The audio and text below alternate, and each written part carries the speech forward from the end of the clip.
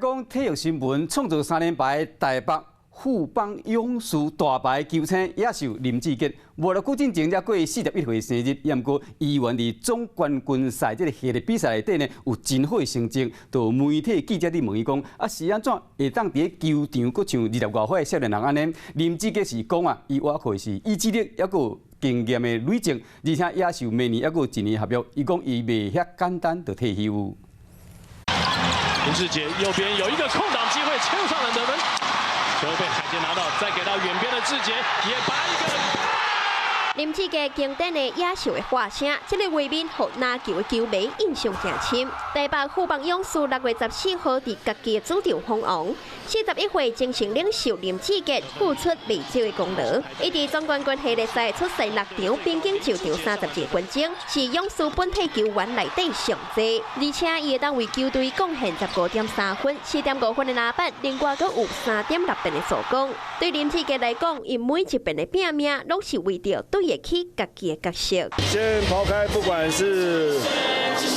会不会赢球吧，我觉得在职业球员球场上，先专注也要在球场上教练所要给你们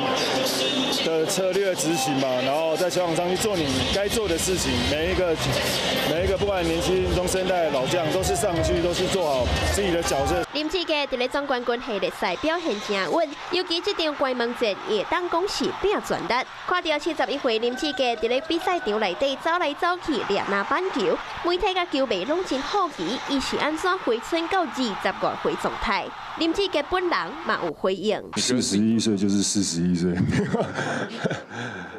我觉得其实就是累积的吧，对自己的不管是训练啊，然后快到季后赛，一直不管是状况好不好，可是都会有自己的节奏吧，也意志力吧，就撑到后面这样子。走向生涯尾声的林志杰表示，明年还有2档的合约，那球迷会当阁看到林志杰明年继续伫比赛场走跳的画面。我是陈雅玲，想要跟我一起从零掌握天下事吗？赶紧按下华视新闻 YouTube 频道的订阅按钮，开启小铃铛，跟我一起探讨公共议题，给您最专业的华视新闻。